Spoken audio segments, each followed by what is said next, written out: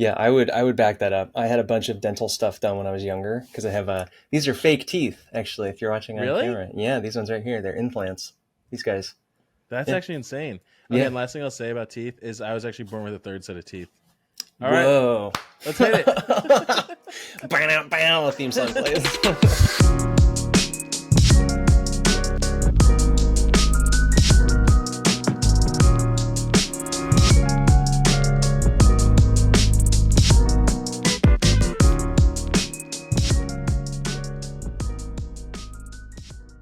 I am Sean, aka NoBananaSuits on Twitch, and my friend here is Also, Sean. also Sean, and the two Seans are forming to make the S Rank podcast, which I am super excited to announce. Let me actually here. Wait, let me say it one more time. The S Rank podcast. Wait, okay, one more time. The Oh, S Rank podcast. hey!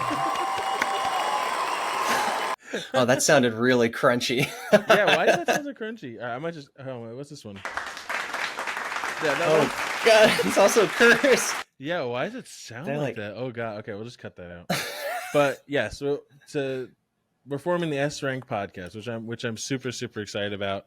I think both of us we've had a lot of awesome conversations over the last like 2 years just about the gaming industry and the implications of it, the implication of what happens in the gaming industry, not only within the confines of the gaming industry itself, but kind of how the things that happen in this industry out stretch out beyond and have certain like societal impacts, which I think some people are aware of, some people are not. yeah. I've More and always more loved the these days than ever conversations that before. we've had them on my Twitch stream, we've had them in just like Discord calls and whatever, and I think it's gonna be great to just kind of get together once a week and shoot the shit. Yeah, I agree. I mean, the industry is in a crazy place right now. I mean, we've seen it grow, over the course of our lives and continues to grow and get bigger and bigger and, just shifts in the way games are made, the way stories are told in them. And, when you get more people playing them, you get lots of different perspectives. And I think it's really interesting to see the clashes of the old guard and the new guard and, all the different kinds of things that happen with the way games are made. I think it's a great time to Yeah, be playing them, great time to be a gamer. we have a historic video game curse of video game adaptions, and it looks like Yeah. The Last of Us has finally broken that Mhm. curse. Yeah, people are I think people realizing are, that games they got stories. It's not yeah, just you're not just shooting shells in Mario Kart. It's like games have stories. It's true. Breaking news. We brought it to you first. Games have stories.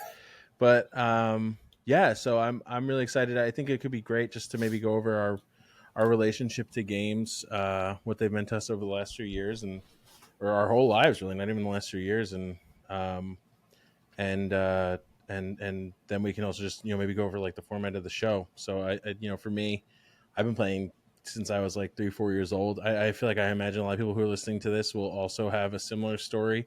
Um, in 2021, I started Twitch streaming, which has been really awesome. Like I feel like I've really expanded my sense of the culture around games and people's love for video games and different opinions and hearing from people of different walks of life. I feel like it's really opened up my bubble a little bit, hmm and having some really cool conversations with really incredible people around their takes on everything and the industry, um, individuals, like stories within games, game mechanics, preferences around everything. It's awesome. I love it, and yeah, and you have an awesome relationship to games as well. Yeah, I've been playing them since probably I was about 5 or 6 years old, something like that. I remember going to the toy store as a kid and just seeing you know everything. I loved everything about it. Digital entertainment, wanting a Game Boy so bad, finally getting one. I guess dating myself to young young listeners, but that was the hot thing at the time, the Game Boy Pocket, the Game Boy Color, You and had an OG Game Boy, or you had a Game Boy Color? I had a Game Boy Pocket first, actually. Well, me and my brother did. We shared one. Nice. And then I got my own Game Boy Color. I still have it. I still have There you that go. thing. It still turns on too. It's amazing. You use that screen and you're just like, oh my god, how did we do this? Um, but that ever since then, that experience of having a device that I could just experience little digital worlds and go on adventures and Legend of Zelda, Link's Awakening, things like that, and then finally getting a console. I think we got an N64 or a PlayStation 1 first, and yeah, just I loved it. I loved it then. I love it now. It's just one of my favorite, ways of experiencing stories, ways of experiencing. Yeah. They're fun. They're just play. They're a sense of play, which is so important. I think in your adult life, especially, a lot of people lose that. Yeah. But when I was younger, I also wanted to voice games as well. I was like, I loved the way voiceover could tell a story as well, and listened to a bunch of audiobooks, all that kind of thing. And then wound up being an actor, funny enough, for 12 years or so of my life, and got into voiceover work as well, which I think, my passion for that stuff was a huge part of that. And got to do some voiceover work for some games, some audiobook stuff here and there. So kind of getting that perspective on the industry has been very cool as well. Just to, That's it, awesome. it made me understand so much more about like the way voices are done in games, and why sometimes we can be like, that's, what a great performance. Or you can be like, oh, that was terrible. And it's like, well, sometimes it's out of Yeah. the actor's hands, Yeah. And yeah, I feel like voice acting in games is, and especially voice actors in games and how they're treated, is something that we'll probably spend an entire episode on very soon. Oh, sure. Yeah. Yeah. But dude, you're leaving out one awesome part, which I feel like is your biggest credential in the gaming industry. Oh, true. Yeah. I did two voices in World of Warcraft, which Hey was yo, amazing. I have played that game since I was a child, when it that's came out. incredible. Yeah. Which is And super cool because I can only imagine what it's like to be playing that game for like 15 years and then log in and go find your own character and listen to your imprint on a game yeah, that's meant so much to your life. I clicked on my character a lot just to hear it, because it was so weird. It's like, I'm used to hearing myself played back. And I was just like, yeah, that's just my voice. Like, am I acting? Am I doing enough? And it's like, it's just funny because you hear other people in the game and you think of, the character rather than the person. And I can only hear myself. So how do people find you in game? If you go and play the Shadowlands realms, I'm so sorry. um, it was, Notoriously horrible expansion yeah, not everybody's favorite. with one shining bright spot. Hey, that's me. If you join the Kyrian Covenant, and you go to the Elysian Hold, there is a character there, Disciple Apollon. He's actually he's in one of the little story quests too in that zone, and I think he kind of helps out with some stuff, and eventually becomes a stronger character. I think he kind of I can't remember. He gets a different title, but yeah, and you can hear me there. You can click on me. I also played a random character in Ardenweald, which is at one of the zones in like a world quest. I never saw that Oh, world quest. I could never find really? it. Yeah, What? apparently it's in the game, but You I didn't even go never. on like Wowhead and like find it? Yeah, it's on Wowhead. Like it's in the game. I just like I never saw it pop up when I was like actively doing those daily like and weekly world quests. That's I was like, man, hilarious. I want to hear this one. And I just came back to World of Warcraft, and we're in Dragonflight right now, which is like shockingly Yeah, awesome. it's been so much It's fun.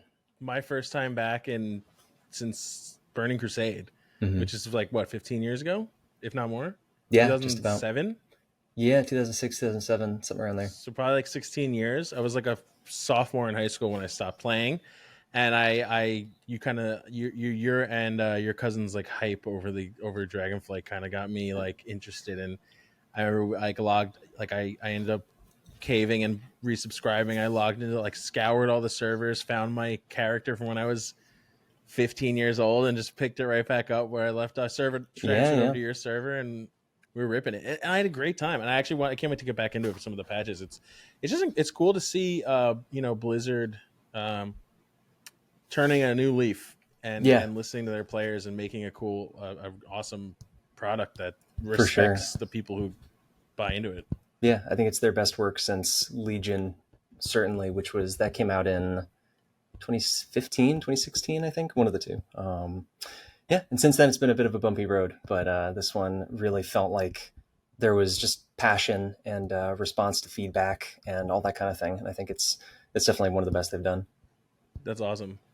And yeah, so that's our relationship to to gaming. I feel like this is a great segue. Speaking of Blizzard, you know, turning a new leaf. I feel like we can focus on just something new that they're working on. Hmm. Um, But right before we get into that, I'll just say that's kind of what the format of our show will be. What you can expect from us is I think we'll jump into a few smaller topics each week, and then look to cover one big one. So we'll just so everyone can be aware, I'm super pumped. But I think one thing that we wanted to cover today, transitioning, speaking of of Blizzard killing it with WoW, something else that they've been killing it with lately, which we both participated in, was the Diablo 4 beta. Mm-hmm. Diablo is getting a surprise open beta before launch, which came as I feel like a pretty big surprise to everybody. They kind of sent out a very conspicuous tweet of replying to someone who tweeted at them saying, "I just want to play more Diablo 4." And they replied saying that can be arranged the day before their Those sneaky dev devils. update, their live stream dev update, and they just surprise dropped another beta weekend from May 12th to May 14th, and it'll have I think one new reward actually Mm-hmm. if you kill the world boss at level 20. Yeah, you get a trophy for your mount, which is like a Trophy for your mount. yeah. It kind of like bangs around on the back of the horse when Bangs you around. ride I'm around. actually Yeah, I'm actually pretty annoyed. I'm actually gonna be gone this weekend. I have a wedding, so rip rip me. You'll have to log into my account and play for me. great. But Yeah. but I wanted to ask you. So Uh-huh. Diablo 4. So speaking of Activision, speaking of Blizzard, they're like we said, they've been way more attentive lately Yeah. to their users and to their fans, and it seems like that's kind of translating over to Diablo. It Yeah, seems I like think so. all the feedback that has been kind of reported to them from the first beta weekend, the first two beta weekends, is a lot of it's been incorporated or addressed. Yeah, And yeah. what were your thoughts? What were your thoughts on the first weekend?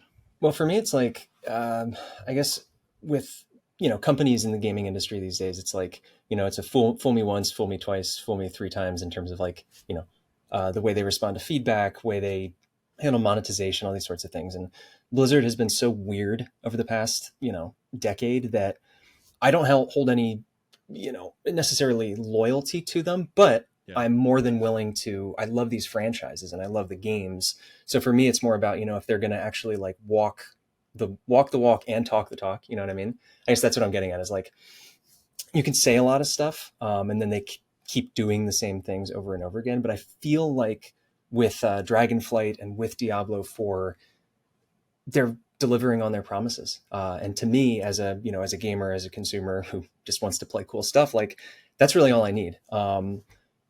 Just deliver on your promises. And I feel like with Diablo 4, at least from my experience playing the open beta, I had a blast. I had an dude, absolute I had an blast. absolute blast. It was so much fun, and this is my first Diablo experience. And I know we played a bit together. We played with some friends over on Twitch, and like, dude, I was addicted to it. I'm Yeah, yeah. scared for June 6th. Well, June 2nd because I pre-ordered it immediately. It's funny. I'm not someone who's like, I don't love like grindy games necessarily. Like Yeah, for some people, that's totally their cup of tea. They just, the grindier, the better. But for me, like I grew up playing Diablo 2, and there's like something about just the aesthetic, the top down view, the way the combat feels that like for me, I just enjoy playing it so much that I don't even necessarily care about the same grindy loot aspects. I'm like I just find the game so fun moment to moment that so like fun. yeah, I make an exception for that. I'm like sure, I'll grind the hell out of it because it's just I don't Yeah, know, it's yeah. so much fun to me. Yeah. And the character creators looked awesome. Like Mm-hmm. the specs, like the way you could spec into your characters was super fun. You could do so much customization with the way you fight. Yeah, yeah. I'm sure that'll all get blown out of the water with just like people min maxing builds and Of course, and then they yeah, change. I mean, this is going to be constantly. more of like a MMO than the previous Yeah, ones, or like the MMO light kind of thing. So I think balancing consistent updates, like the game's going to live or die in the long term based on how much they support it and respond to feedback. yeah, for sure. And I think I saw some mixed opinions on that, like the MMO kind of the MMOization of Diablo. Mm-hmm. I think people just kind of yearn for. I think people are Yeah, scared too. Like what I yeah, understand, Diablo 3 was a departure, right? And I think people mm-hmm. just want. I think there's a large chunk of people that just want Diablo back. Yeah, yeah. They just want I'm Diablo back, and I think anything new is probably a little bit scary for them. for sure. But I thought it was handled really well. I mean, I love seeing other players in any kind of game, like any Mm-hmm. kind of open world game. If I have some kind of trace to the outside world, just so I'm not fully alone in my at my desk for 6 hours straight. You know what I mean? At least I Yeah, can yeah, yeah. see someone else running around. They could do a public event together or whatever. It always Hmm. feels good. Yeah, yeah. It's funny. Like I totally understand that perspective that a lot of old players have, veterans of Diablo 1, 2, 3 even, where Which change. you are, like, you played all of them. Yeah, yeah. I played all of them. I only played Diablo 1 years after the fact. I didn't play it when that was like the current Diablo Right. game, but played a lot of 2 and a lot of 3, honestly, from launch even up to when they fixed it and everything. And I say fixed because they really did. Like the game was okay when it first came out, but was such a, for me personally, just a letdown in terms of writing systems, all that kind of thing. Yeah. But for me, it's like, again, I just love the combat. I love that view, the top-down view, the way the game plays, the Yeah. way it handles. That, like for me, the thing about Diablo is more the tone. The aesthetic, the tone, the not even Yeah. the story This had a necessarily, but very just the specific tone. yeah, yeah, like the world that it's taking place in, and feeling like there's an arc to a purpose to your character and like a gravity to it. Because I think it has that like gothic style. So for me, it's like whatever. The last Diablo game came out in 2012, and it's like if they want to, times change, like industry changes, and as cool as it would be if it were like super old school, like only co-op kind of stuff, single player, this and that. It's like they're trying something new, something ambitious, and the cynic in me could say like, it's just for making more money, but it's like, of course it is. Like it's all about making money, but Right, they're right, right. trying something new, which is cool. I think people like those sorts of online experiences these days, and if they handle it really well and keep it updated, then it's just more Diablo, which is a Yeah, great thing. I agree. And I don't even know if I can like fully put my thumb on it when I say this, like what I mean by this. But in a lot of ways, to me, it really felt like the first next gen game. Mm. I it's hard to describe that. I'm sure there's other games that are also at that point that I'm not even thinking of. But I feel like we even talked about this and we tried to make a list of other games that like are like truly next gen or like truly feel next gen. And Hmm. there's not a lot because there's so much past console support, previous generation console support happening, Yeah. and such a wide array of PC hardware that needs to be supported that it Hmm. almost feels like we've never really truly stepped into this generation. And I kind of feel like Diablo 4 is like taking that step up in a lot of ways graphically. Um, like just the graphically, the way the game engine runs, like Hmm. it just felt good. The Just felt synchronicity, great. yeah, like Yeah. everything. There was a few moments where it got a little bit laggy because they were hammering the servers, but honest to god, like the Yeah. fact that there's that much networking going on at all times is pretty crazy. It's Like insane. yeah, and It's that it insane. felt very smooth, I think is pretty impressive Yeah. from an No, engineering I was standpoint. super impressed. I'm upset I can't do actually, I'm a little relieved I'm not going to be here for the third beta weekend because there's so many goddamn games coming out that I can't keep up, and Yeah, it's a lot. I need to wait until June to play Diablo. Like mentally, I'm not ready until that's released in June, and I don't Yeah, even know if I'll be ready then. I feel the same way. I have to decide if I want to get it on PC or PS5 first. Thankfully, they're doing cross play, cross progression, which is Yeah. fantastic, like across the board. Which to me is huge. Like I wish every game that had an online system did that because I play on different places. Yeah, Um, I already pre-ordered on PC, so Godspeed, wish me luck. But I mean, but the beta ran great on PC for me. It ran fantastic. So yeah, yeah, for me too. I think there was a few like little things that I hope they tweak or improve a little bit, but honestly, for the most part, it was fine. it was great. It was fantastic, amazing. If you haven't checked out the first beta or the second beta weekend, I highly recommend. I'm sure Welsh feels the same. Yeah, Uh, yeah, give it a Check it out. shot. See It's how you awesome. feel. See if you I think like it. Free it's demo. Free demo. They're well, calling it the Server Slam weekend, so slam that server. slam that MF server button. Slam that server. All right, so we talked a little bit about next gen. Let's actually jump to another topic. So speaking of next gen, there's a new video game that has been previewed Oh called yeah, yeah. Unrecord, which Mm-hmm. is a police body cam shooter, which shocked viewers with its unsettling realism. Um, so basically, this is a first-person shooter that's in the style of a body cam made in Unreal Engine 5.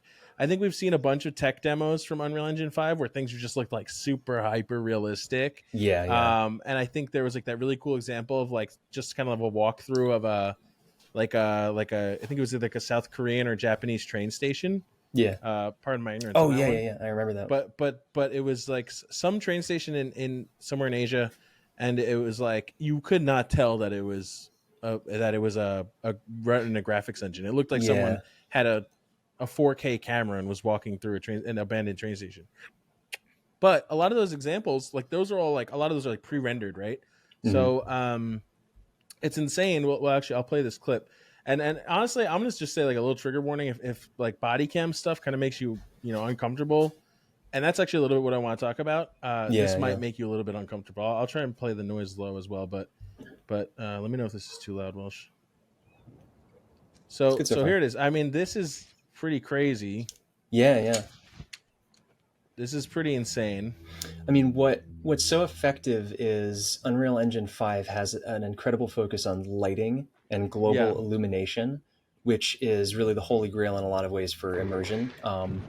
Terrifying. I thought this was a zombie game when I first watched this. I was like, oh, yeah, whoa. right. Shots fired! Shots fired! I'm The I'm way. not fully convinced that this is real. That this is actually not There. some form of video with graphic laid on top Yeah, or yeah. It's something. It's too real for me to believe that this is purely made in a graphical engine. it's an Like, interesting. A lot of people have that thought, and it's funny. Like, I mean, that's really a sign of success, isn't it? I think there's a few tells graphically that make me believe that it is a game, but um, it's interesting that it's gotten to this point. But yeah, like the way light bounces off of objects onto other objects, like it tricks your mind. That's the way things work in real life. So right.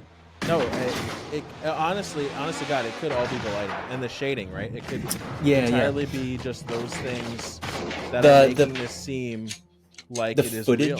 footage aspect helps a lot too. Like a lot of games that aim for that kind of photorealism make a lot of use of lens distortion, chromatic aberration effects that kind of convince you that you're watching, a feed of something or a VHS, which is more easy to convince ourselves of than like you're literally seeing through the eyes of someone. So Right. this is a body cam kind of thing, or found footage, something like this is actually the best probably way to use Unreal Engine 5 initially for that kind of like, oh wow, big pizzazz like in the headlines, like photorealistic kind of thing.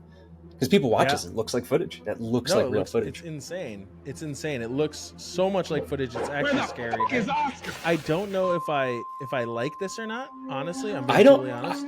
Yeah, I don't It, know if I do. I don't know if I do. It's like there's a lot of reasons for that. Obviously, like the word body cam is, the hot button topic, like anything involving the police, these sorts of things. And like, for me, it's like, obviously, if someone wants to tell a story and with this context, then, go for it. Like, I hope it's great. It's just interesting. Like, yeah, the way we kind of feel and perceive these sorts of things, like you said at the start, it could be very upsetting to some people to even see that kind of context. But at the same time, it's like, people have been making cops and robbers stories forever. So I don't know. I guess it depends on the story and like kind of what you're really doing in the game. Um, I don't know. Yeah, yeah. It's like it's yeah. It so seems like it's some kind of like realistic. detective game at least, or you're independently investigating something. Yeah, But and again, like I think there, even in the article, it says reaction to Unrecord has varied from disbelief to astonishment to concern. Popular and controversial streamer Trainwrecks, in response to Unrecord programmer and co-director Alexandre Spindler expressed anxiety about the footage and ensuing political response to it, saying, "This level of realism for shooting and killing makes me feel uncomfortable, as if I'm watching a real leak from a military or police operation," which I kind of agree with. yeah, yeah, It's something about like it's that uncanny valley. Like it is just full send over the uncanny into the uncanny valley into whatever's after that. Like yeah, it is so far on the yeah. other end. That's how I And felt too when I watched the clip. I was like, my first gut response was like, "Ooh, like, do we need this right now? do we need this? Yeah. This And feels like the wrong time. I don't know." yeah. And even if it wasn't something that's like a little could be considered a little bit hot button, right? I think it's just the way it looks. It's just too real. It's I don't know Hmm. if anything would make me feel like make me squirm a little bit from just looking this real and knowing it's not. Yeah, It's yeah. it's it's kind of crazy, and I do think there's something going on. I can't fully buy into this being 100% graphical, but even if it's not, I do think that we are not far off from it being Yeah, like yeah. reality, like very far at all. Unreal Engine 5 is insane. Hmm. Like you said, it really the shaders and the lighting that comes with with these engines, they really make like the world of difference in how realistic things look. So we're not far away, even if this isn't fully real. But we'll see. I mean, the game will come out eventually, or it won't. But uh, I wouldn't be Yeah. surprised if this never came out. Oh, me too. I mean, we've seen it happen before, like especially with Unreal. You know, the more available engines are, we've seen it happen where like someone teases like some amazing looking photorealistic game, and then it is vaporware and never comes out. That happened with was it Abandoned or remember that there was like a game that they showed at that PlayStation conference like a while back. It was like a trailer, and people thought it was like a Hideo Kojima game, and then it was never coming out. And the guy I think was a bit of Oh, a scam artist, but yeah. Do you remember what I'm talking um, about? I think it was called Abandoned. I'm trying to remember. People were like, "Oh, where's the demo?" Like, you know, looking for information. There's like a whole like ARG. People were like trying to find clues, Oh, and you then know I what's think it was funny just is a I just googled it. I just yeah. googled it. It is called Abandoned. Hmm. It's actually on the. Let me show this. It's actually on the PlayStation website under, where does it say this? Announced. Announced, but it's also under the like the URL slash concept. Like it is considered a concept That's funny. on the PlayStation Network website. Blue Box Game Studios. Yeah, and I remember people like trying to look for all sorts of clues. They were like, "Oh, like blue box, like it means this, it means that." There's like a whole thing. It was like, That's really funny. yeah, So it yeah, was just some so guy. we'll see. We'll see what happens. I mean, I if it comes out and it looks like that, I'll be shocked. I don't think I'll have a machine that can run that. Yeah, But we'll see. I mean, it's really interesting to see where it's going, and it's going to be interesting to see how people react to it. I know there's also another argument for, um, like children who play video games and seeing this kind of realism with guns. yeah, Is yeah, there a concern about that too? And I think that really puts the screws to the argument of like video games, video games like like Grand Theft Auto don't really impact a child's development. Because personally, I really don't think like a stable. I mean, I'm not going to give Grand Theft Auto to a 7-year-old, but I think like a stable 12, 13-year-old, like they could. yeah, yeah. I I don't mean, see. I don't think that's going to impact what's already there in an extreme way. yeah, yeah. I think We're for not me, going to it's get a like, mass murderer out of a 13-year-old who plays Grand Theft Auto. That's yeah, never happened. yeah. Like Maybe we've they gone were a mass down. murderer already in the making, but it's not going to be because of Grand Theft Auto. Well, that's the thing. It's like, nature versus nurture. It's like, I don't think, I mean, we've been down this road before. Like, games don't make people violent, but if someone has like certain tendencies, like they may use that as an outlet or it's a whole thing. For me, like if there is a concern about, young kids playing, I guess like, yeah, from a developmental, it might just desensitize you to certain things that like maybe you should be a little more sensitive towards, but I don't know. It's a whole thing. I was playing, zombie games and shooters and stuff when I was like way too young too. So it's like, you know, it's hard to Yeah. say. It's a slippery slope, I think, to be like, oh no, like stop people of a certain age. But there's systems for a reason too, like teen, mature, that kind of thing. Right. Just because And I some mean, stuff's look, upsetting. I'm not a parent. Neither of us are parents, but I mean, Yeah, I would expect myself to abide by those in some form. I'm sure I will let my children have them slightly earlier than the recommended age. But again, I'm not giving a 7-year-old a game where he can pick up prostitutes. I'll maybe my 12-year-old. Okay, like yeah. 11 like too young. 12. yeah, Yeah. 11. You're out. You're out. Go watch Casper. Okay, and you come back next week. Casper, that dates us. So yeah, it's really interesting. We'll see what happens. Yeah. We'll see what comes out of that. It'll be really interesting to see. Yeah. Any other thoughts on the uncanny valley of unrecord? Well, I'm very curious too from a gameplay standpoint because like that's a very pretty tech demo. But I mean, if you Right. look at, I thought it was a VR game at first too because the way Yeah. he's like, the hands are like moving all Yeah. over the It's like, place. He's what is the grabbing the game? ammo. It's like, What is the game? yeah, like that kind of thing is very doable in VR. Like when you can physically use your hands and that Right. shaky camera works. But if Oh someone's yeah, playing that and with a people are controller, gonna get like sick playing that. Yeah, with a controller on a screen, like how the hell is that going to work? That doesn't make any sense. Like the camera's shaking all over the place. People will get nauseated, especially with Yeah. like a low field of view. So People got nauseated from Cloverfield. You think they'll be able to handle a body cam game? You yeah, it's crazy? like it has to be VR, or that whole presentation there has to be changed completely for like an actual normal system. Unless it's mouse and keyboard exclusive, then there's a bit more freedom to wiggle the camera super Move fast. But around. Yeah. Right. yeah, Right. yeah, I'm curious See. about We'll that. see. It'll be really interesting. But yeah. All right. Let's take a look at something else here. So, Sure. um, okay.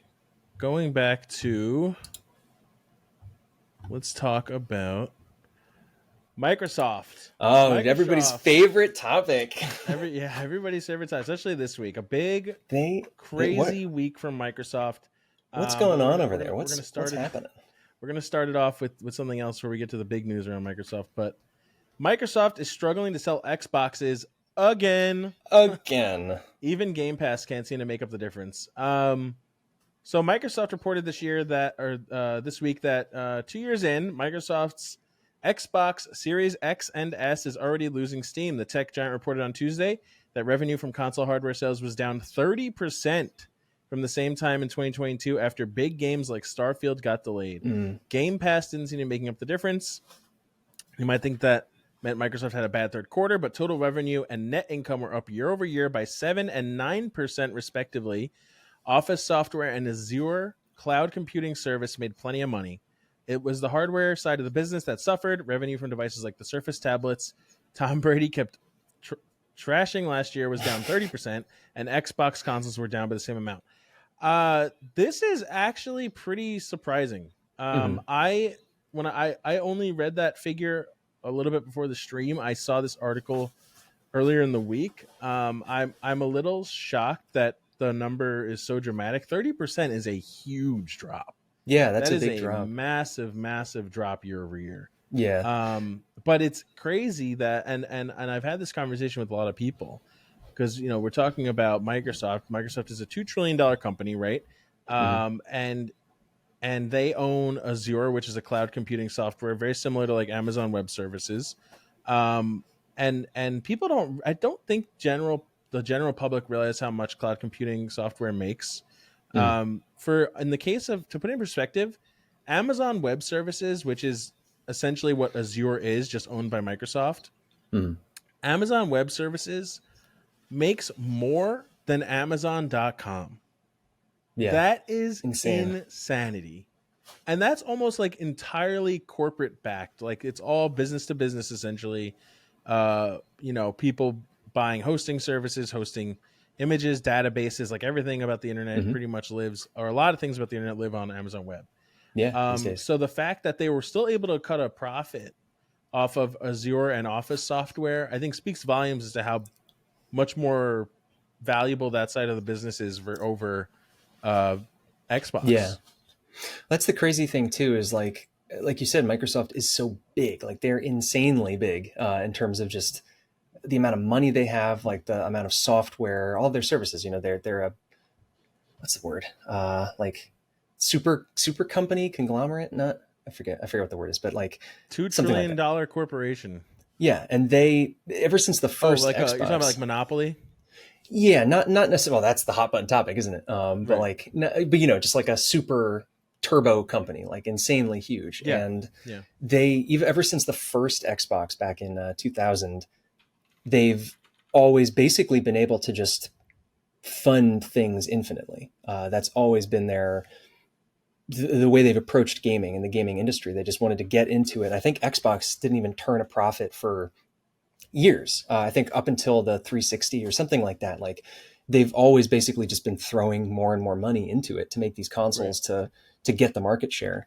And it's wild to see that even after all this time, like they still kind of have trouble, despite Xbox being such a household name. Like they still kind of struggle with these consoles and like selling the hardware and moving it, which is why shifting to software and services was so smart for them, and they're still making money on that. It's just like, it's funny to be like, wow, even after all this time, like they're just pumping money into it, and they continue to kind of lose it on hardware. Yeah, and I think it's like really interesting to think about why that is. Like, let's talk about why we think that is, right? Like, Yeah. I think there's a big conversation happening right now about like Sony being a market leader around consoles. This is a figure I learned recently that Sony owns like 70% of the console market share, right? Hmm.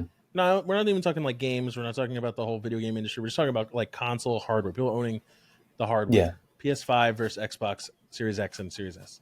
Yeah. Um, and I think when you look at like why people own the hardware, right?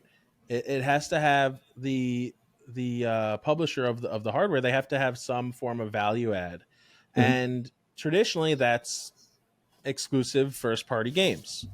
Um, Sony over the last 10 years, 12 years, I would say really has just put a strong emphasis on like making stronger, better, higher quality, more engaging first party exclusives, things you can Hmm. only play on the PlayStation 4 5.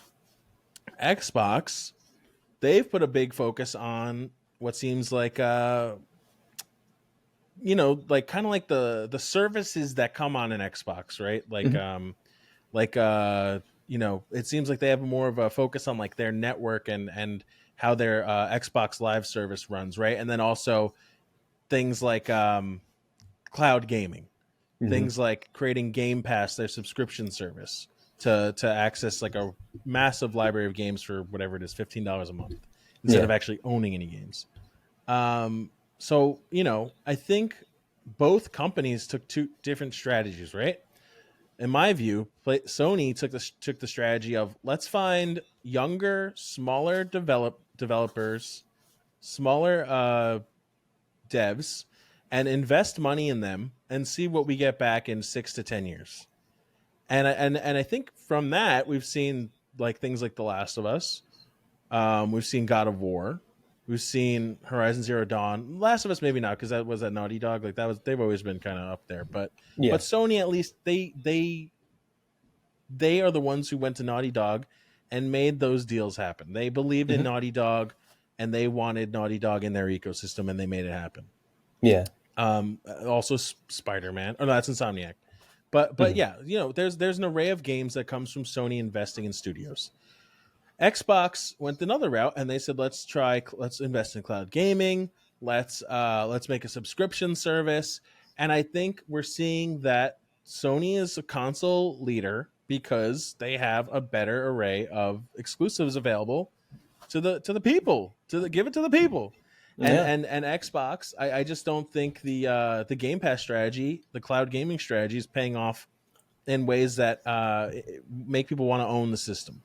I don't think it's worth their while. Yeah.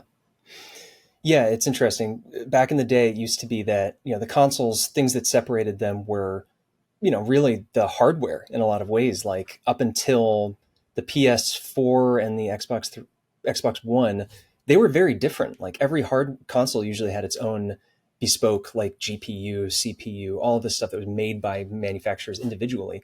So you would see a lot of the selling point was like, oh, what can a console do that another one can't? Um, and they went back and forth constantly over, who was more powerful, who was easier to develop for, that kind of thing, with the push and pull.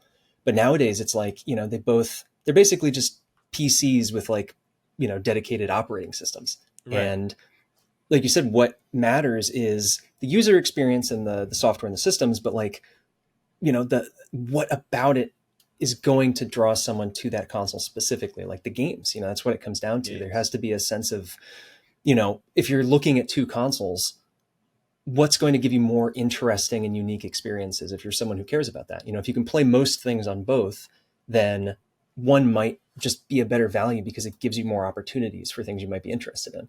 Especially if they're popular, they're cool. It's God of War, The Last of Us, things that people are talking about, that kind of thing.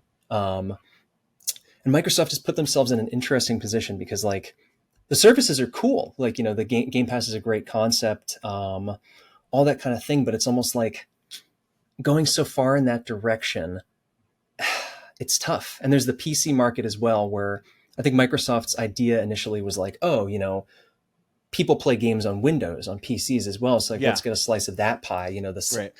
The systems and the services kind of like go between the two. But I'm a PC gamer. Like PC gamers are very opinionated, and like, we like having our games where we like to have them and how we want to play them. and Microsoft had everything locked down for so long with like the Xbox stuff. Like, I'm a Game Pass subscriber because I got multiple years on a deal, and I never use it because I'm like, I'd rather just play the games on Steam, you know? Right. Yeah. And like, if there is an Xbox release like Starfield, Halo Infinite, anything like that, I can play them on Steam. Because they were very consumer friendly and like decided to put their games on other platforms too. So it's like, for me, if I can get their games on PC, then the only thing that really connects me to the brand is the games. Like, Right. you got to release a good game for me to buy it. And it's like, if someone doesn't have a PC and they're looking at the consoles, it's like, it's a tough sell. It's a tough sell. Yeah. And I think a couple things. I think one, I think Game Pass is an incredible value Mm-hmm. for people who have not tapped into a lot of the library that Game Pass has to offer. Like, let's get that. Like, I mean, I'm not going to deny that Game Pass is an awesome value. It is. Yeah, It's an incredible value. tons of stuff to play. Tons of stuff to play. But I think part of the issue is that, with these subscription services, PS Extra, PS Plus has the same problem. You can only add, there are only so many games of quality exist to add to the service. Yeah, Like, exactly. and I think both services have gotten to the point where you see certain months where you're like, what the hell is this? Dirt Bike Revengers 9? What game? You know what I mean? What is this? What is being added? Yeah, yeah. So I think Game Pass has like an expiration date for everyone that subscribes to it. Even if they plan on blasting through a whole bunch of games, I think a lot of the games on Game Pass, I got to imagine this. I don't know if this is true. Someone will check me on this. I got to imagine that a lot of the games on Game Pass, probably like 80 to 90%, have to be older than 2 to 4 years, like Mm-hmm. older than somewhere in that range. Yeah, So there's a lot of people who have already played those games on Game Pass, played them before subscribing to Game Pass. A lot of people, like you said, Steam. They own them on Steam. They want to just keep building their Steam collection. And yeah. I do think there's a lot of people in the United States, especially, who will benefit greatly from subscribing to Game Pass on and off, playing games they want to play. But I think one of the biggest misses on Game Pass is that Xbox just isn't putting out first party games. Mm-hmm. They really, like, Halo Infinite. Was that the last first party game that was put out? The thing First is, party exclusive? I don't know, and that's the problem. It's like, it's not. I Well, think that's it like a year is, and a but half like, ago. yeah, and it's like, it's tough. I mean, there's cool like indie stuff that's under the Xbox Game Studios label, but it's like, in the mainstream, like what people are really thinking about is the big names. The big releases Right. that say you can only play that on an Xbox, or I mean, that's the thing is like the PC stuff. Like, if we're it's got to have that name. It's got to have that Xbox name to really keep the market share and like to keep people invested in it and excited. Yeah, 100%. I saw a tweet today. I don't know if this is like actually accurate, because this is like a random tweet I saw in a reply thread. Someone said in a reply thread on Twitter that it's April 27th. Someone said it's been 533 days since Xbox released a first party exclusive. Wow, that's crazy. That's insane. And I got to Yeah, tell you, that last one, Halo Infinite, wasn't as big of a blockbuster as they thought it was going to be. it was okay, It and was that's fair the okay. best thing I could say about it. Okay, and very sloppy. Yeah, very Very sloppy sloppy. software. And I think we'll probably talk more about that. But basically, I'm surprised by this number. I'm surprised they're having trouble selling Xboxes. They really shouldn't. They own Bethesda. Like, Hmm. where, but we'll see what happens. Starfield's coming out. Maybe they'll turn it around. But I think right now where Game Pass is, I think because it has games the average age of the library has got to be older than like 2 to 4 years. Like I said, I think like that has like only the value add for that only goes so far, especially for resubscribers. I think I Yeah, also saw some numbers that the console subscriptions have like fallen pretty hard. Maybe not super hard, but it's fallen over the last year. And I really think if Xbox wants to dominate more in this space, they can probably remedy it by just simply like investing in some studios, right? And then and adding those games to Game Pass, and not just having one game added to Game Pass. That's like a triple A first party exclusive once every 533 days. It really is crazy when you think about it, because like, Sony's not pumping them out, but like they have Right. good stuff. It's like there's a pretty every Sony game that they put out, like first party, is like, whether it's your cup of tea or not, like they're generally very competently made, very technically sound, and take advantage of the console hardware. Most importantly, they Right. make you feel like there are PlayStation games that I could get on Steam, but I play them on PlayStation because it just feels good to use that controller, to make use of the console systems. Like, yeah, they just do it. The software and the hardware feels so tightly tied together that they're inseparable. I Oh, think like dual that's always sense. been. Dual What was sense, that? take me home. Yeah, yeah, like the haptics. Like I'm a sucker for that. Like it's super Yeah. cool. Motion controls, And haptics. Like, and I want to be clear too, because there's gonna be a lot of people, and some people listening to this who are gonna probably hear us and think like, oh, Sony mm, fanboys, close 1 star.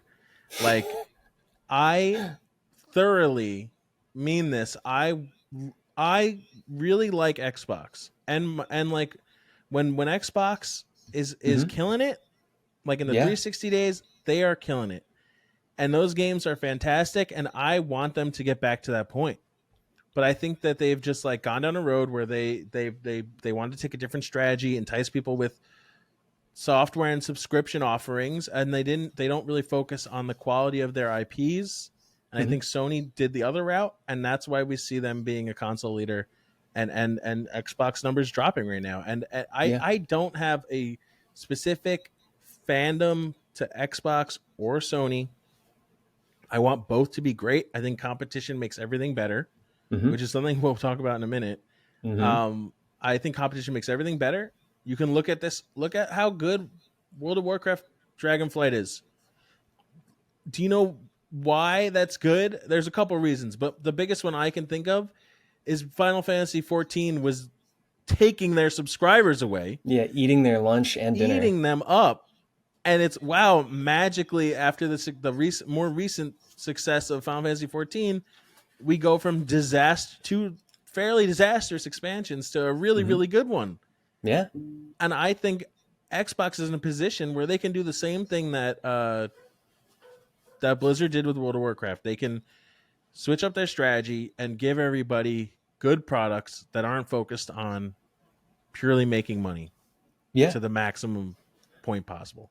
100%. I feel exactly the same way. Like I have a lot of nostalgia for playing Xbox games. I had a 360 all throughout. I didn't get a PS3 until, you know, pretty close end of the lifespan. And when the PS4 and the Xbox One were coming out, I could have gone either way. I was planning on getting an Xbox originally, Yeah, but it was just, I had you an know, Xbox One. did you really? I have a Series X right here. I Yeah. might get rid of it. You had one. I had one and I sold it You sold it. because I have a PC and I didn't need it. And there was nothing that was better on the console than what I could just play on the Game Pass app on PC or on Steam, any of their Yeah, games. I haven't turned Um, this thing on in a while, and it has some I incredible features too. I love this thing. It's great. I just don't. yeah, There's no it's, value add for me. There's no I value want, add for me. I want there to always be that competition. Like, Sony is doing well right now because they had to, they really had to. Like Yeah, Microsoft forced them to be better through their their successes. PS3 era was tough, Yeah, it was, and it they was said, not good. "Okay, let's take a generation to rebuild." It's like when a sports team trades away everybody hmm and they say, "You know what? We're just gonna do this from the ground up." Yeah. You know? That's what happened. Was like, they knew the 360 like was ruling the world. Like everybody on the planet like had a Wii and a 360. You know what I mean? Yeah, And basically, Sony went to the drawing board and said, we don't have the same like household recognition. A lot of people are gonna get Xboxes first, maybe. So what we need to do is really continue to court developers, continue to court yeah, small teams that can build things for our hardware, to where we can say, hey, if you get a PS4 like on sale, there's some really cool games here. You might find something you like, and that's continued to grow and grow and grow. And also, Xbox dropped the ball big time with the Xbox One by the weird stuff with the DRM, always online. oh yeah, that Like was super strange. their That was marketing is just so super strange. strange. Like not trying to make it so you can't share game discs and stuff. Super Yeah, super I, weird. I want that competition. Like I don't want Yeah, a world where Microsoft stops producing Xboxes and drops the industry completely. Like that, I think would be terrible for everybody. And I think a lot of people see Sony and the deals that they made and the studios they invested in as such defensive maneuvering to the point of like dominating the market, but I just don't think that's the case. I think they just had a very smart strategy, and I think Sony generally has a culture that cares about the art that goes into the games they make. Yeah. And I think right now Microsoft only cares really about the money, and Hmm. they just Halo Infinite's the best example of this.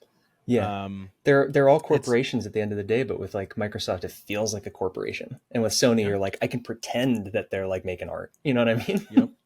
And it's so funny, like in my head when I think about like video game icons of today, right? It's like versus like 10, 15 years ago, like you can feel that flip of like Marcus Phoenix next to Master Chief, whatever. Then like I'm trying to think of Yeah, on like the two other like GameStop door. Yeah. Microsoft boys.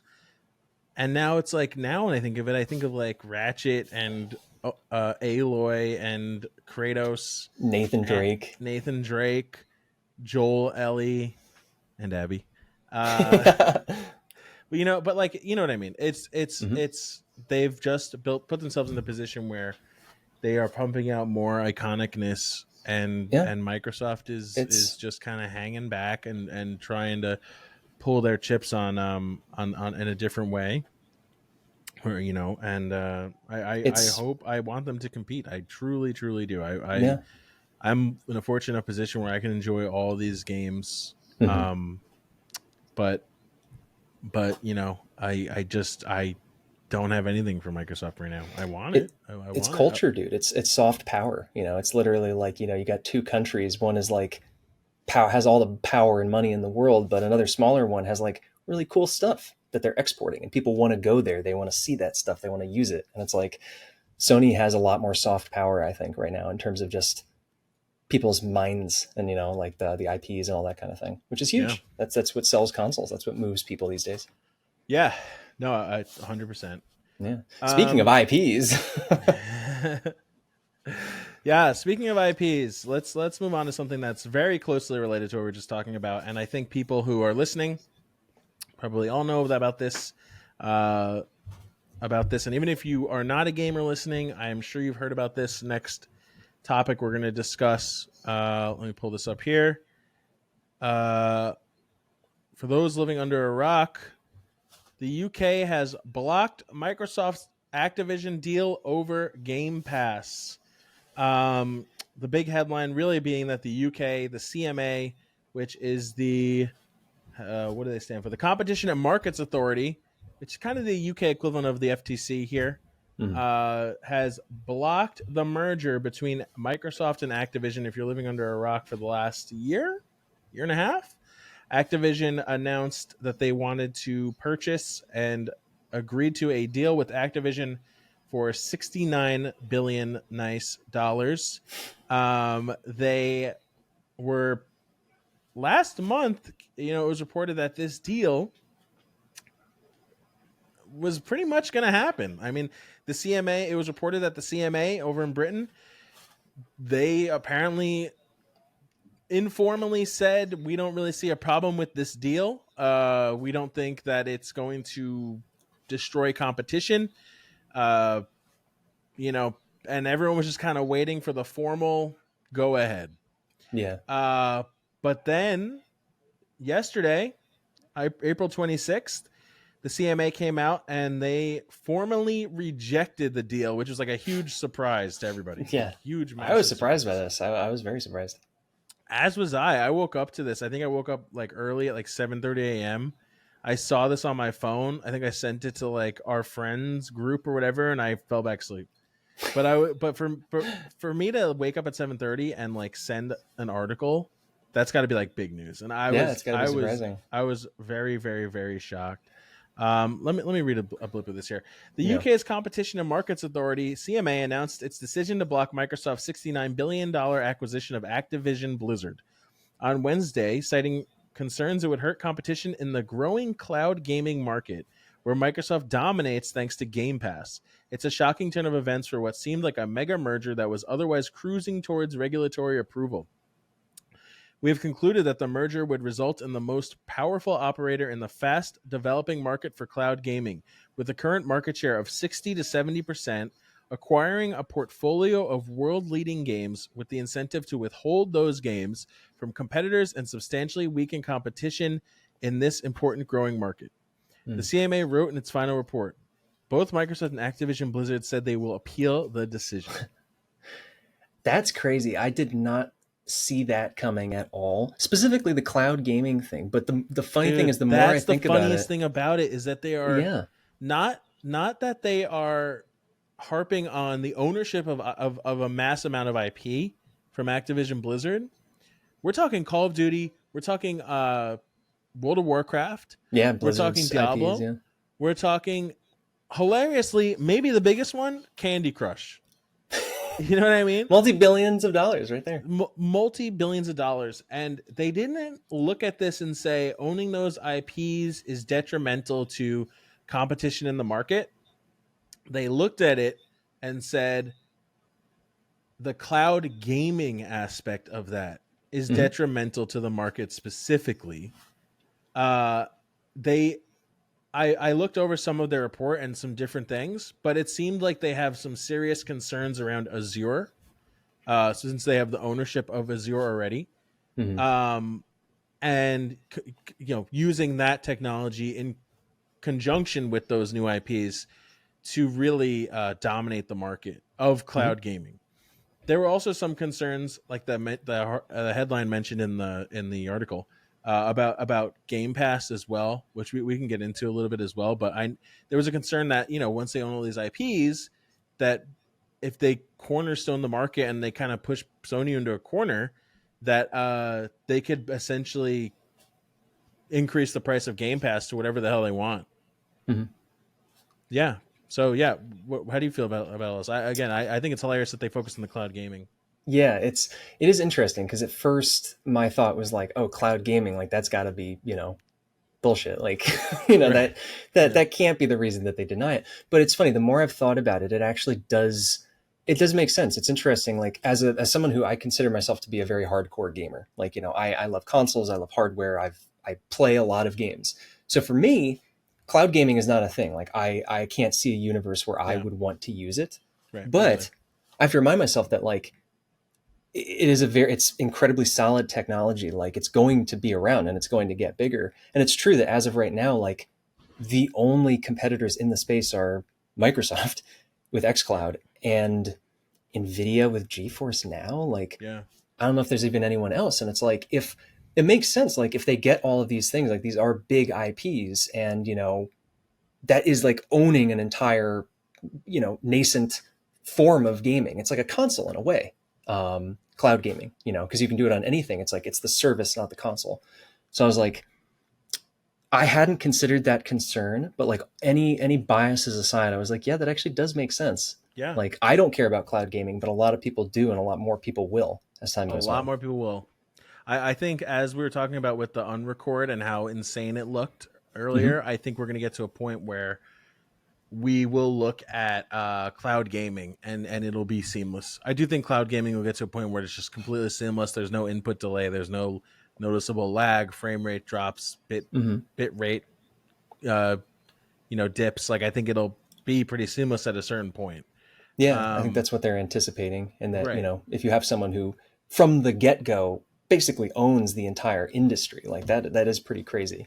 And Yeah. they could, they if they can continue to just pump money into it forever, because Microsoft is infinitely wealthy. So yeah, 100%. it's very interesting. Like my my thought on it is tricky because, like I said earlier, I want competition. I know Right. that if Microsoft did own these IPs, like and that's competition right there. Like, these are big names, Yeah. but it's the kind of thing like way back what I said earlier about Blizzard and Diablo and WoW is like I need to see people. Words don't matter as much in the industry. It's like I need to see people actually put their money where their mouth is, and like if Microsoft had really been managing their IPs really well, like they've been crushing it, like Yeah. regular releases, like really respecting the consumer with cool stuff and reasons to jump in and play, then I might be more inclined to be like, yeah, they'll be a good home for Activision, because Activision is not perfect. Like they're very, they've had a lot of issues, like We could do a all over the whole place. episode on that. Yeah, literally, like social issues aside, gaming aside, like everything they've kind of goofed up. And Right, it's right. like, They messed if up a lot. Microsoft were in a better position where I trusted them to really maintain and like, you know, curate those IPs, I would be more interested in it. But it's like, just seeing the way that they've mismanaged their own IPs, let alone like these other beloved ones, I'm like, I can't see how having another $1 billion company under their wing is going to be good How for they'll anyone. improve upon the IPs that they're Exactly. inheriting. Yeah, yeah. How they would improve upon it for us as consumers and gamers. You know, And I like I go back to Halo a lot when I talk about this. Like I think because it's the Halo one, the last thing. it's really the big one, right? Halo Infinite was Halo. So Halo was developed by Bungie. Bungie wanted out of Microsoft. I don't remember like the whole terms of it. I think we were a bit younger, but Yeah. essentially they were able to go independent, but they had to give up the Halo IP to Microsoft, who formed 343 Industries, which is a in-house game development studio at Microsoft. Mm-hmm. Ever since then, I personally think that Halo is like dipped in quality more and more each game. Yeah. I think maybe you can make an argument that Infinite is some of the better, like pure raw multiplayer gameplay. Um, but there are still a lot of issues that they haven't even fixed with the multiplayer. Yeah. And I think something that is like kind of a disgrace, honestly, is the level of monetization that's in Infinite. Mm-hmm. Um, Especially coming off something like the Master Chief Collection, which I don't really play. I know you play it, and like Oh yeah, from my I love it. understanding, there's just a high level of customization. You can swap out like different armor Yeah. pieces all across like a Spartan character and everything. And in Infinite, it's such a crazy stark contrast where you have to literally you have to literally buy you have to buy every piece of armor Mm-hmm. for different sets of armor. So there's like 7 or 8 types of armor you can wear.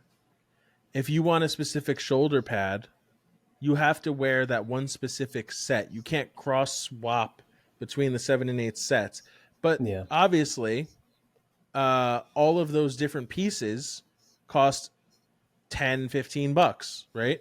So Mm-hmm. you want shoulders on one set, you have to pay $10 there. You want shoulders on another set, you pay $10 there. Oh, now you want the arm pieces, you have to pay $8 there. Oh, but you want another set, you have to pay $8 there. And then if you want to color those pieces with different shaders for the armor, those all cost individual amounts of money for the different 7 or 8 armor sets. So you can't Mm-hmm. even buy a shader and then apply it to each set of armor. You have to buy the shader 1 time, 2 times, 3 times, 4 times, 5 times. It's so gross. It's super gross. It's And I think it's a really egregious. good example of how Microsoft is treating their games, their IPs, like any other subsidiary Mm-hmm. with of uh, a lack of a lack of caring for the art itself. Mm-hmm. I agree. I think that at the end of the day, it's a business. Like everybody's trying to sell us something. And some of my favorite games are things that have microtransactions. It's just part of the industry. But it's like, you need to give me a game that's good enough and respect me enough as a player to that I feel like the purchases aren't the point. You know what I mean? And it felt like Halo Infinite was a game that was basically released in an unfinished state, like software, content wise, everything across the board, Still doesn't feel but with a finished. perfectly working shop. And it was like, it Yeah, felt like a shop with a game attached to it. And I yeah. was like, that just makes me feel so uncomfortable. It's like, what's And even the point? I think that shows in how quickly the numbers just dipped. The Yeah. numbers dipped dramatically fast. Like Yeah. obviously you're going to see a lot of dip. You're going to see dip in any game, multiplayer, single player, whatever. But the numbers for what they wanted Halo Infinite to be, like a live service game on the same playing field as Fortnite, Apex, Call of Duty, it missed the mark massively. Nobody's playing Infinite. Mm-hmm. Nobody's playing Infinite. It's crazy. It's That crazy. It's sucks. Halo.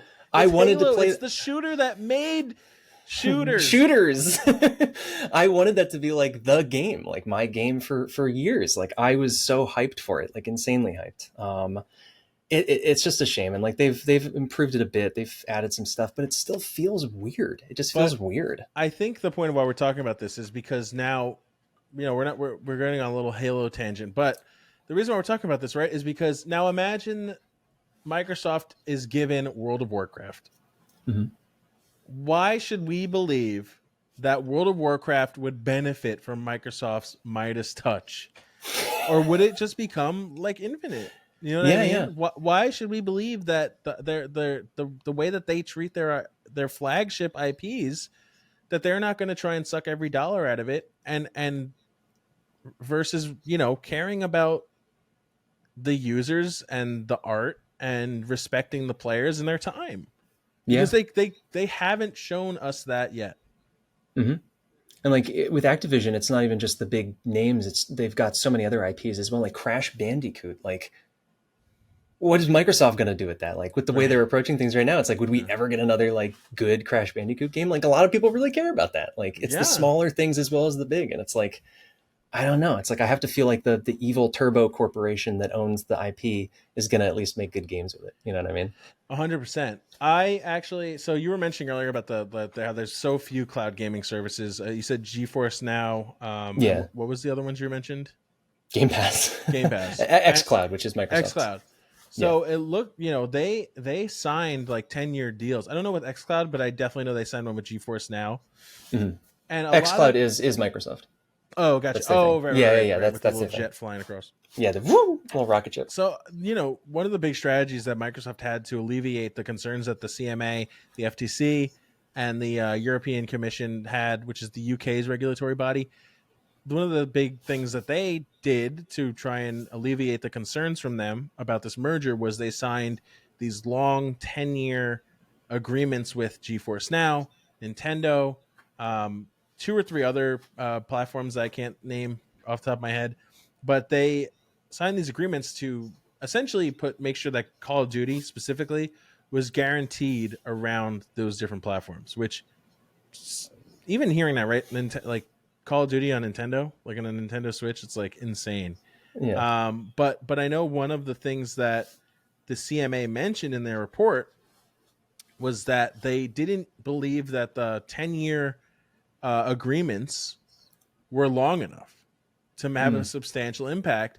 And one of the things, I was very, very impressed with the CMA's level of understanding of the technology, Mm. because if this in the United States, I can't imagine that the people in the FTC or in Congress or in the Oh Senate God, yeah. have They don't any even know what goddamn iPhones are. idea about like anything with technology, how it works, anything. And one of the things that they cited in their report was that cloud computing is such a new and fast developing space that it is impossible to understand how severely this merger would impact the competition in 10 years Mm. time, let alone in 1 year.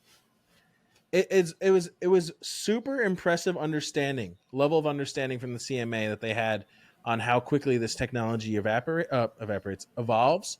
and just how how the technology and the landscape of it works in general. Um, I agree, honestly. Like that really is very impressive. Like it's an eternal frustration for myself. No Banana Suits here as well is also a software developer. We work with technology. It's like people who get technology seeing people who don't get it, like in positions of power, like in Congress and stuff, is so frustrating. So right. seeing a big organization like that actually say like, yeah, like this is real, this is new, this is like you know a touchy subject. I Yeah. imagine your average congressperson, if you ask them to in America, if you ask them to draw an Xbox, they would probably draw like a Nintendo Entertainment System from like Right. 1989. You know what I Yeah, mean? 100%. And So yeah, and to even further go on that, like their understanding of the technology, this really impressed me too. Let me show you this. sure. This really, really impressed me. This is their actual report. It's like 400 something pages that they send.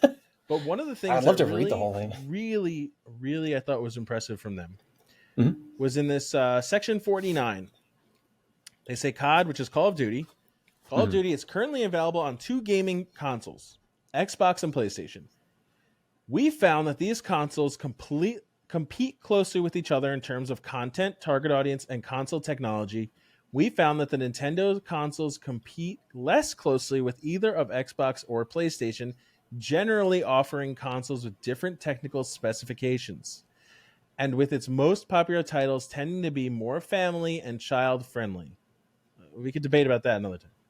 Nintendo does not currently offer Call of Duty, and we have seen no evidence to suggest that its consoles would be technically capable of running a version of Call of Duty that is similar to those in Xbox and PlayStation in terms of quality of gameplay and content. It's a This legal blew document me saying away. Nintendo's console's old. Bro, the CMA said Nintendo Switch, you're busted, boy. You are CMA mid. said, "Where's that Switch Pro?" CMA said, "Give me a Switch 2 and the deal can go through." Can I get an amen? Oh my god. But I think that's so crazy that they even recognize that the Switch is an older system. It's a much Yeah. less capable system from a hardware standpoint. Mhm. PCs have a tough time running Call of Duty and Yeah. like decent rigs, right? So I think it's really impressive that they were able to say that they were able to say there's no fucking way this Nintendo Switch is running Call of Duty. We don't believe you in any way. And if I'm Yeah. being honest, I don't believe them either.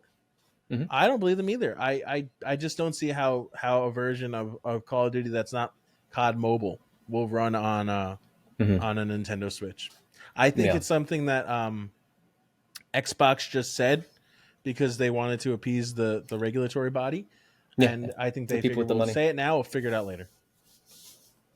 Yeah. Exactly. And like again, man, it's like maybe those contracts are legally binding documents. I'm sure they are, but it's like they're $1 trillion company. It's like I don't know. Like they can find ways out of things. Like I can't trust a company at its word to do the right thing unless there's Right. like a track record of them doing the right thing or And they like have a doing the track semi right record, thing. as you mentioned earlier, of doing the wrong thing. Like we Mm-hmm. just talked about with Halo. They also when the Xbox One era, they tried to Pull a prohibit fast people one from on sharing everybody. discs. Yeah. That's Yeah. crazy. That's And like crazy. they cleaned house after that, kinda, but it's like a lot of the same people are still there making those same weird decisions. Yeah. Yeah, So I 100%. don't know. And this is the last thing I'll show from the report, which I think is really also interesting. In section 9, the CMA said, "We found that Microsoft's intention to place Activision's games on Game Pass on the date of their release amounts to an RCB." RCB is shorthand for relevant customer benefits. Hmm. So, on the date of their release amounts to a relevant customer benefit. However, we found that this benefit would likely be limited. Having Activision's content on Game Pass would represent a new option to pay for content that is already available on a buy to play basis on Xbox, and it would only represent better value than the status quo for some consumers, which in any event would only start to accrue some time after the merger completes. Moreover, we expect Microsoft to have the incentive to increase the price of Game Pass, commensurate with the value enhancement of adding Activision's valuable content to it. And we found that even a modest price increase would significantly reduce or eliminate any potential relevant customer benefit. And Yeah. I think that is Drop the mic. drop the mic, Basically. dude. That it's Yeah. like the most basic. This shit will just be a monopoly, Yeah. Like this and will not benefit this consumers. will not benefit the consumer in the long term because they're not making this up out of nowhere, right? There's a history of companies becoming monopolies, cornering the market, and then charging whatever they want. Mm-hmm. And they are just laying out the terms. Hey, it is what it is. We've seen this before. This is Yeah. what happens. We're not dummies. Uh, this is what the incentive for them to do would be. So we are not going to allow that. Yeah. Yeah. And I could not agree more.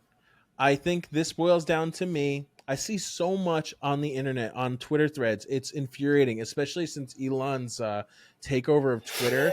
My Blue whole check feed apocalypse. is PlayStation fanboys and Microsoft fanboys jabbering at each other about Sony's wrong, Microsoft's right, Yeah. Microsoft's wrong, Like Sony's legitimate wrong, anger, right? man. Like anger. So It's so mad, like they weird. own the company. It's crazy, dude.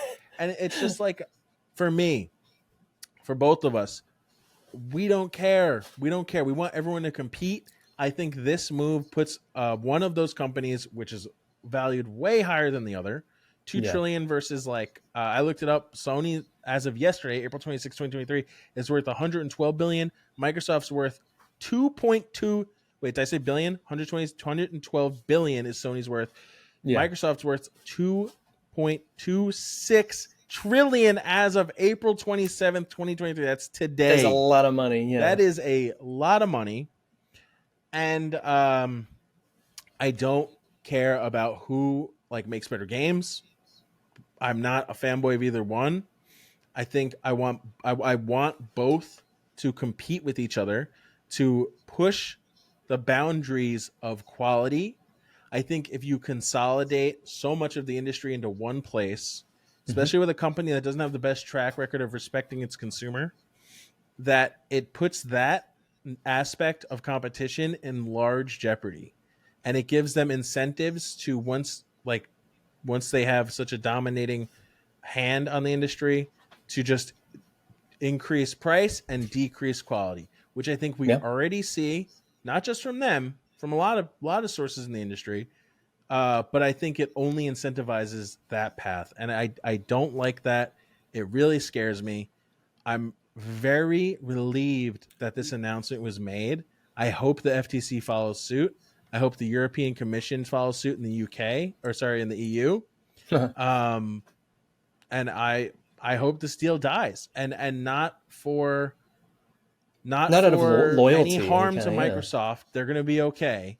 Yeah, they'll be fine. I just This deal scares me for the long-term fate of the industry, and I think Yeah. everyone will be better off if these companies are just competing on a landscape that's similar to what it is traditionally. I think Hmm. Xbox and Microsoft can just pivot their strategy and get their feet on the ground and become a serious first party competitor again. And Yeah. that's my take on it. And I would love to hear your thoughts on it. I agree completely. For me, it's like any kind of, monopolies, conglomerates, like the words get thrown around a lot, but it's like we've seen in 2023, like there's a lot of that going on in multiple industries, like lots of entertainment companies buying each other, like merging into one thing. And it does make me nervous. Like I think diversity of artistic expression is incredibly important. And I think like when so many studios and teams are under one umbrella, I don't know, it makes me nervous. Yeah. And for me, it's like with Microsoft, it's not like they're starving and they're saying like, please, like just a crumb of intellectual property. Like Please, they've sir, can I got, have some more IP, sir?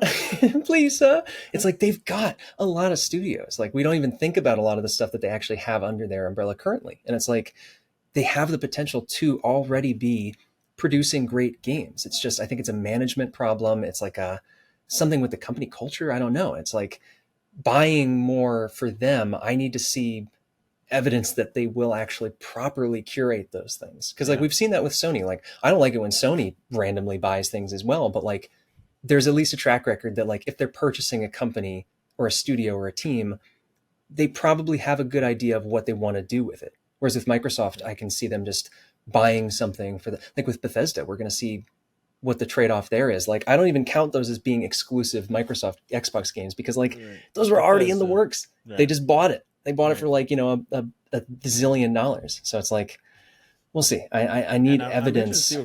Redfall looks pretty servicey to me. Yeah. I think it looks not good. I'll tell you. I'll be Hmm. honest. I think it looks I'd love pretty it to be great. servicey. I kind of wonder, like, did Microsoft make them turn up the service element once they saw what they bought? Hmm. Um, because that's not typical for Arcane.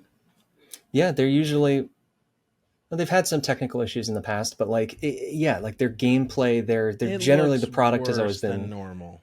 Yeah, yeah. I mean, like That's the like smoothness has always the been their the thing. rough edges of Arcane. That's like part of the charm. I feel like, this just looks like a generic four-person. Hey, get your friends, get your credit cards. You're gonna be buying Yeah, skins. You're gonna be buying guns. You're gonna be buying vampire blood add-ons. I don't know. It just yeah. I get the same heebie-jeebies I get from Suicide Squad. Yeah, like give me. You can milk my credit card for all it's worth if Milk you us. also milk away if you give me good single player experiences and good services and stuff like that that make me feel respected as someone Right. who wants those things. And like then if you have like a live service thing, then sure, like I feel like Right. I don't know. I'm not even thinking about supporting it or not. It's just like I feel better about doing that. I'm more Yeah. okay with it. 100%. And one day we'll get into subscription fees, subscription per, Everything's got a sub these versus days. Yeah. like individual just flat payments for a game. Sure. I'm a big fan of subscription fees in games, honestly. But If it's put in the right place, yeah. yeah. Look at 14. Look at recent WoW. It works. Mm-hmm. It works. But all right. I think that's everything for today. This was great. I'm super excited for more. Yeah, to I the think we have a lot to viewers, talk listeners about. at home. Yeah, thanks for Yeah. tuning in. If you're with us here. Yeah. So, Welsh, why don't you give us your ats, and give us what you're excited to talk about in the future, even if it's just one topic. Sure. Well, I'm Sean. I'm Sean Welsh Brown. That's my full name. I'm a actor, software developer. You can find me on Twitter and Instagram at full name. Not super active on either, but might get back into sharing a bit more about the industry, all that kind of thing. Might be some streams in the future. Yeah, might be some streams. Thinking about getting into that. Branching out a little bit more. And they'll see you in upcoming games. Yeah. Oh, that's true. I am. NDA alert. I did lend a voice to a game. It's under NDA. I can't talk about it. It hasn't been announced yet. But you might be hearing confident me. It's something that people will hear about. Yeah, I think so. Cool. We'll be talking about it. It's not like an indie, like super indie game. It's not going to be something that like no one hears about. The people will probably hear about it. Yeah, I think so. Cool.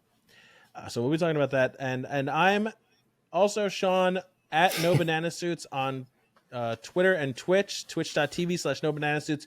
If you hated everything I said, you can come disagree with me in my chat. Please feel free. I actually seriously do love hearing different opinions and engaging in these conversations respectfully.